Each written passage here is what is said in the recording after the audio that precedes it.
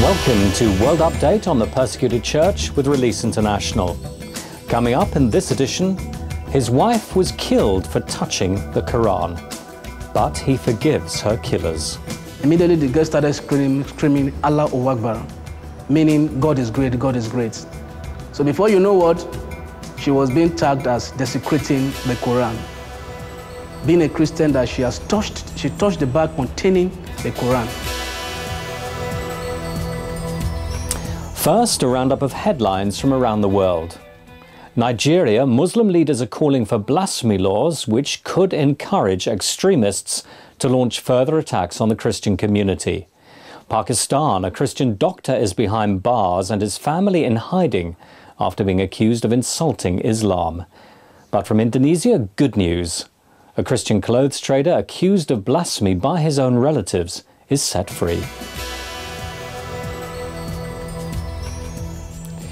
No prizes for spotting the clear theme to this edition. While Britain has just repealed its blasphemy laws, Christians around the world are being threatened, imprisoned, and even murdered on charges of blasphemy against Islam. We begin this report in Nigeria, where there are calls for new blasphemy laws, which Christians fear could encourage extremists to launch further attacks on their community. In April, Muslim rioters rampaged through a market in the northern Sharia state of Kano, after a Christian was accused of blasphemy. The violence followed a rumour that a Christian had scrawled comments about the Muslim prophet Muhammad on a wall. Christians claim the charge was false and say calls for a blasphemy law would encourage the trend to attack Christians on the flimsiest of pretexts. 2 years ago, militants armed with machetes and cans of petrol burnt 57 churches and murdered 65 Christians in Borno, another Sharia state. That was in protest against cartoons published in Denmark, which were considered to be blasphemous. According to the news agency Compass Direct, the fad for accusing people of blasphemy is spreading. Compass reports 4 false blasphemy charges against Christians in Kano State in the past year, 3 of them in schools. And last year in Gombe State, Christiana, a Christian school teacher, was clubbed and stoned to death by her own pupils after moving a student's bag, which they said contained a copy of the Quran. The killing drew worldwide attention. Greg Musselman of Release International's partners, the Voice of the Martyrs Canada, has been speaking to the late teacher's family. A husband still in grief and 2 children unaware that their mother will never come home again stand over an unmarked grave where this mother and wife was laid to rest. Christiana was supervising a classroom of teenage students while they were taking an Islamic religious knowledge exam. In accordance to school procedure, the students were to place their papers, books, and bags in front of the class. One of the girls refused, so Christiana, a devoted teacher who would not permit cheating, took the bag from her. Immediately the girl started screaming, Allahu Akbar, meaning God is great, God is great. So before you know what, she was being tagged as desecrating the Quran. Being a Christian that she touched the bag containing the Quran. But from findings and from the principal of the school, we were reliably informed that it wasn't even a Quran. It was like a paper that somebody wanted to cheat with, and he wrote the Quranic language. The crazed students began to shout and then beat, stone, and club Christiana to death because she prevented a student from cheating and because she was a Christian from another part of Nigeria. They dragged her corpse outside the building and burned it. Later in the program, Femi tells us about the tough choice he's had to make to forgive those who killed the mother of his children. The only way I can help myself and I can live long and to take care of my children, forgive them.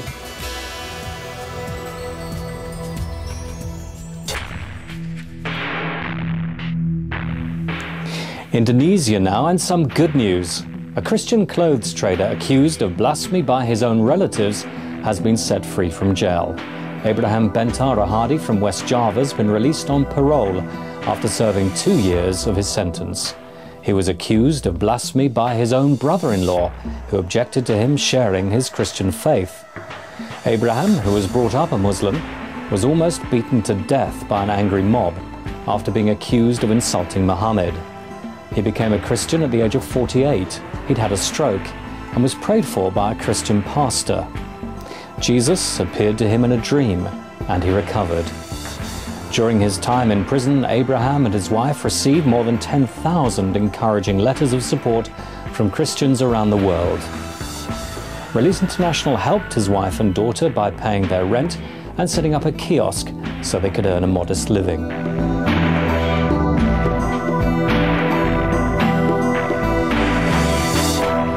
Pakistan, a Christian doctor is behind bars and his family is in hiding after a Muslim accused him of insulting Islam. The trouble began after the man refused to shake hands with the doctor at his clinic, saying it's an insult to shake hands with a Christian. A mob surrounded Dr. Robin Sada, demanding he be killed as a kafir, an infidel, after rumours circulated that he'd insulted the Muslim prophet Muhammad. Dr. Sada is now being held in a local prison, and his family have fled to an undisclosed location. We return to Nigeria now, to the story of Femi, whose schoolteacher wife was murdered by her own students. She picked up a bag which a student claimed contained a copy of the Quran. A mob accused her of desecration and beat her to death. Femi, who was grief-stricken, had to break the news to his 3-year-old daughter. When she asked me, all I told her, because of the assurance I have in me, is your mommy is with Jesus. So up to this very moment, if you ask her, she will tell you, mommy with Jesus, mommy with Jesus. That has been what I've been telling her. Eventually, Femi will tell his daughter and infant son what really happened to their mother. She will never be coming home.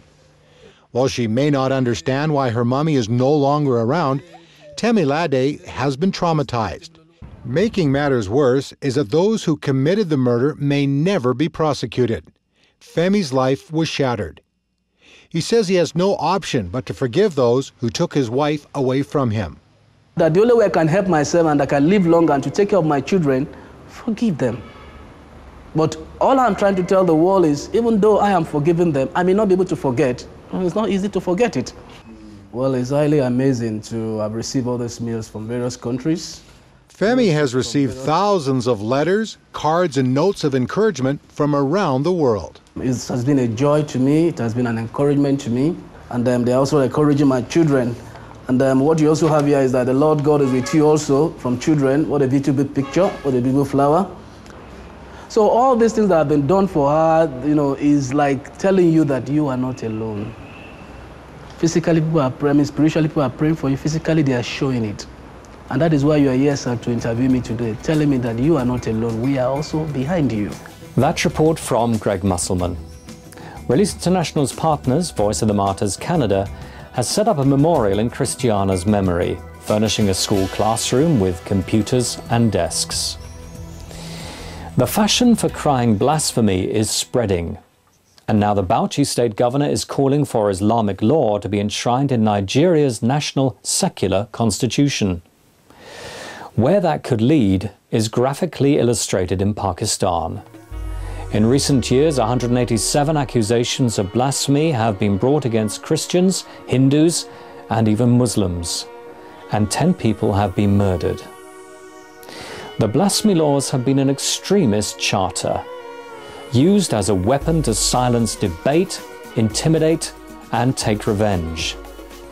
The cry of blasphemy is being raised to legitimize rioting, destruction, and murder. 2,000 years ago, a mob bade for a man to be crucified for blasphemy. Most of Jesus' followers deserted him then as he hung on a cross. Today, will you watch and pray for your brothers and sisters around the world who also stand accused? Release International has petitioned for the blasphemy laws to be repealed. Pray that these laws are abolished in Pakistan and Indonesia, and that they fail to get a foothold in Nigeria. That's it for this edition. To find out how you can partner with the persecuted church, sign up for Witness magazine, available from the Release International website. Goodbye and God bless.